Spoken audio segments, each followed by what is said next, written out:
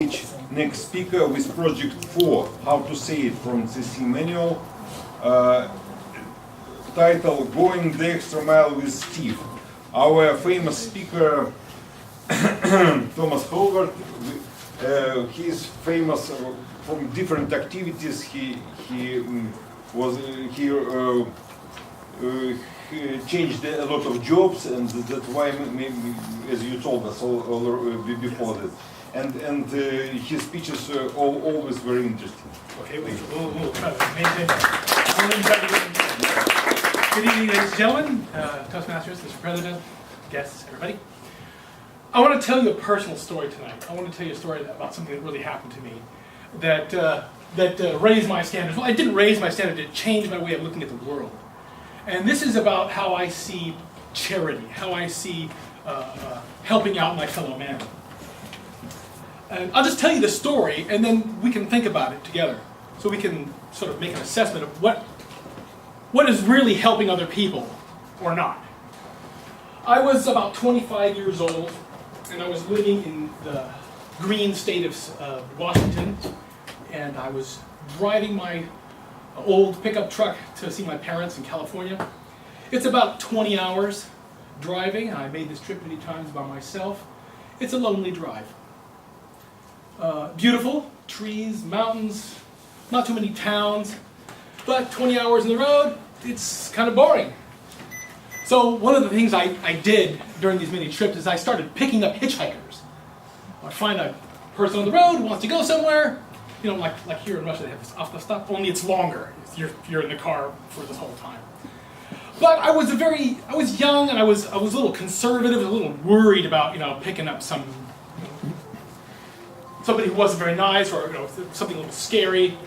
And so I would always judge the people that I would see. So if I'm driving down the road, I say, there's the guy, and he's got a backpack, and well, he looks homeless, and maybe he's a little dangerous. I don't know, maybe not that guy, some other guy. As I was driving on this particular time, I saw a man near Spokane. He was standing on the side of the road near the exit ramp. And I only had a few seconds to make a snap judgment about this man. Just a few seconds to say, is he safe or not? I looked at him. He had a crisp white dress shirt, nice patent shoes, slacks, and a briefcase.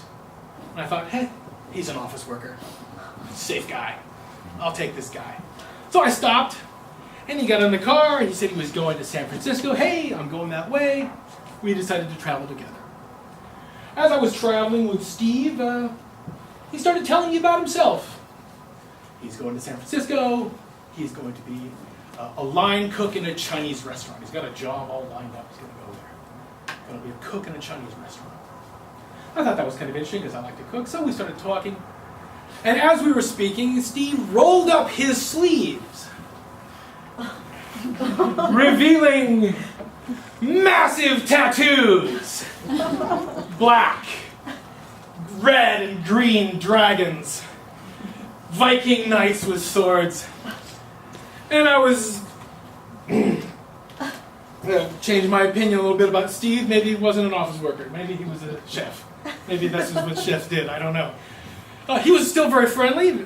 We kept talking and we kept driving. He offered to drive. I let him drive. We stopped off in a small town. We had lunch. He had no money because he had just been robbed.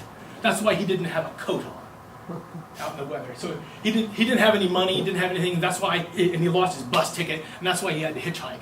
That's what he told me. And so, okay, I had $5, and we got a hot dog and some Coca-Colas and stuff like that. Got back in the car. We're driving.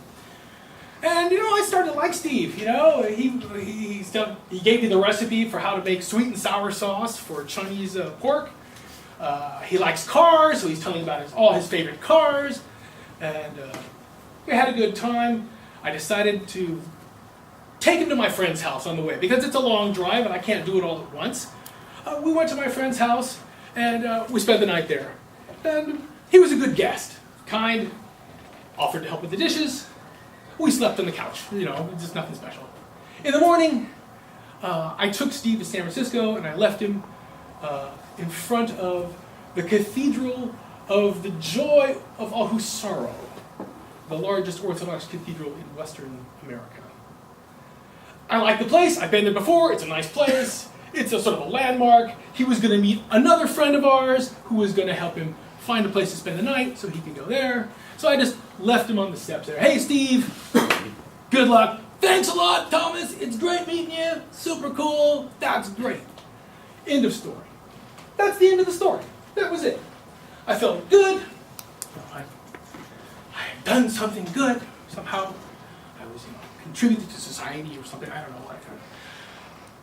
Passes about a year and a half. In that time, I actually went to Russia. And I came back to the United States.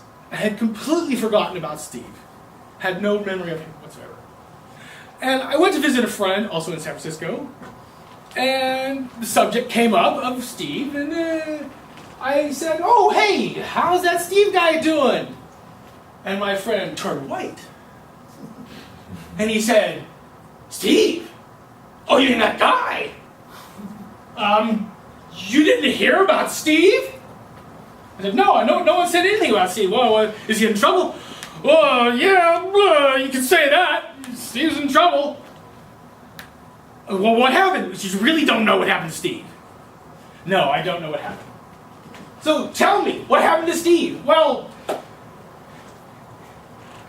Steve was crying when I met him. He was crying in front of the church. And I asked him why, and he said that he just couldn't believe the kindness that I had shown him. And the guy thought, oh, Thomas is a nice guy. So the guys have a nice guy. It turns out that Steve was an escaped convict. He had been spending time in prison for murder. And he was so moved by the charity shown to him that he gave himself up. He went back to jail to spend another probably 20 years in jail. All because of this 20-hour ride in a beat-up pickup truck with another hippie that didn't have any money, sleeping on the couch, stopping in front of the church. That's it. That was the story that changed my life, because I realized that when you want to give something, it's not for you. When you give something, for example, a bum on the street, and you want to give him some money, you think, I feel good about myself. I did something good for society today. It doesn't work that way. When you give to someone, you don't judge them. Just give. Just give them something. And whatever happens in their life, let them figure it out. And you never know.